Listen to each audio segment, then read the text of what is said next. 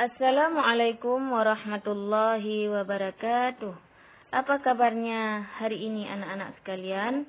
Semoga semuanya dalam keadaan sehat walafiat dan tetap dalam lindungan Allah Subhanahu wa taala.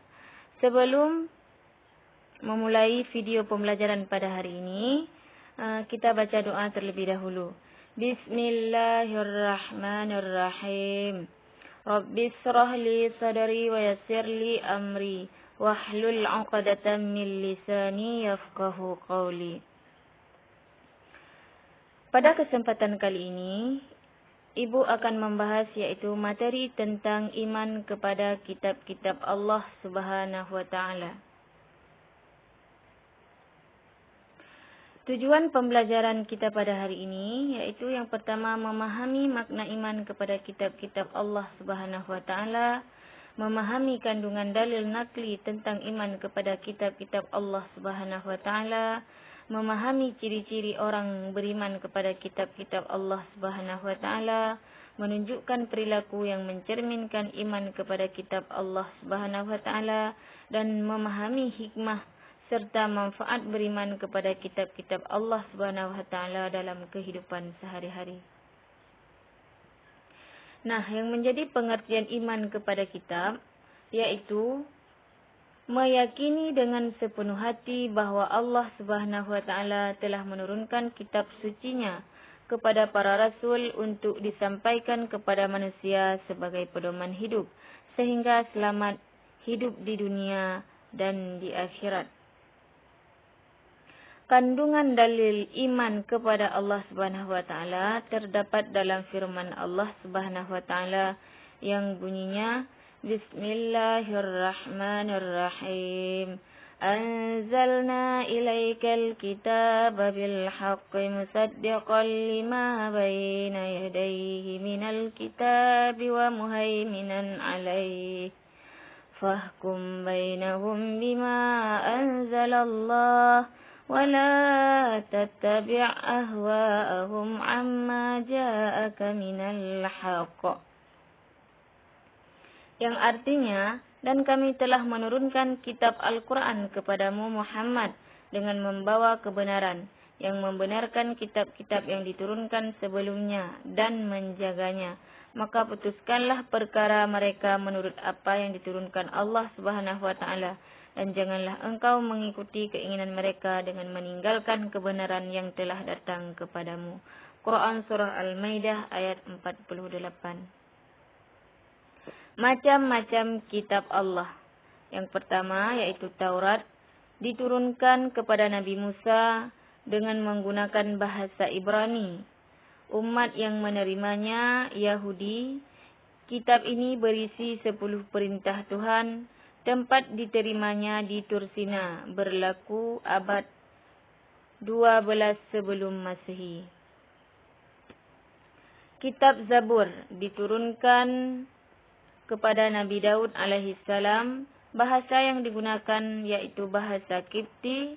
Umat yang menerimanya Yahudi, berisi tentang zikir, nasihat, hikmah dan tidak mengandung syariah. Nabi Daud meneruskan syariat Nabi Musa. Tempat diturunkan kitab Zabur di Yerusalem, berlaku sejak abad 10 sebelum Masehi. Kitab Injil diturunkan kepada Nabi Isa. Bahasa yang digunakan bahasa Suryani. Umat yang diajak beriman yaitu Nasrani. Isi kitabnya sama dengan kitab sebelumnya, menghapus hukum-hukum yang tertera di dalam kitab Taurat. Diturunkannya kitab Injil di Yerusalem berlaku sejak 1 Masehi sampai 610 Masehi. Kitab Al-Quran diturunkan kepada Nabi Muhammad sallallahu alaihi wasallam yang berbahasa Arab.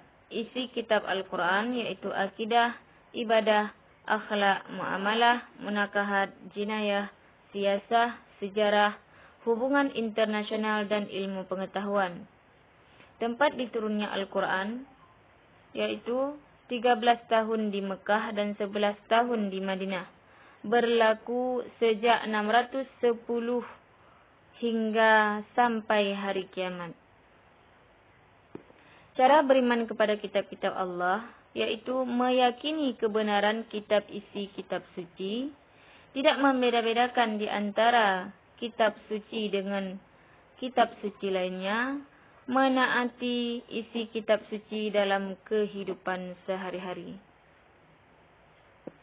Hikmah beriman kepada kitab-kitab Allah. Yang pertama, hidupnya akan teratur, tertib dan damai, dapat meraih kesempatan hidup di dunia dan di akhirah, dapat menambah semangat beriman kepada kitab-kitab Allah Subhanahu wa taala, dapat menimbulkan semangat menghargai terhadap pengikut kitab suci lainnya. Perilaku yang mencerminkan iman kepada kitab-kitab Allah. Yang pertama, gemar membaca dan mengamalkan Al-Quran, gemar membaca Al-Quran, gemar mengamalkan isi kandungan Al-Quran, gemar mendakwah isi kitab suci kepada manusia lain. Manusia diperintahkan untuk dermawan, baik dermawan harta maupun dermawan ilmu. Manusia diperintahkan untuk mengajak kepada ketaatan kepada Allah Subhanahu wa taala. Kaitan antara beriman kepada kitab-kitab Allah SWT dengan perilaku sehari-hari sebagai pelajar, yaitu masuk kelas tepat waktu, mengikuti pelajaran dengan baik, berpakaian sesuai tata tertib sekolah, memperdengarkan keterangan guru, aktif dalam proses belajar mengajar, dan mengerjakan tugas tepat waktu. Kaitan antara beriman kepada kitab-kitab Allah dengan perilaku sehari-hari sebagai anak dalam keluarga. Yang pertama, rajin membantu orang tua, hormat, sopan dan santun terhadap orang tua, mendengarkan dan melakukan nasihat orang tua.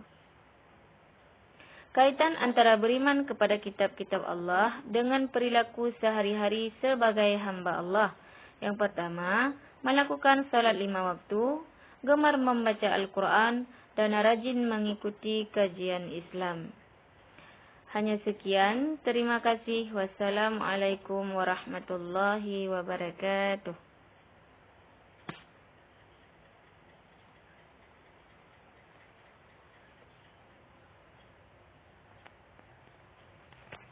Boleh duluan.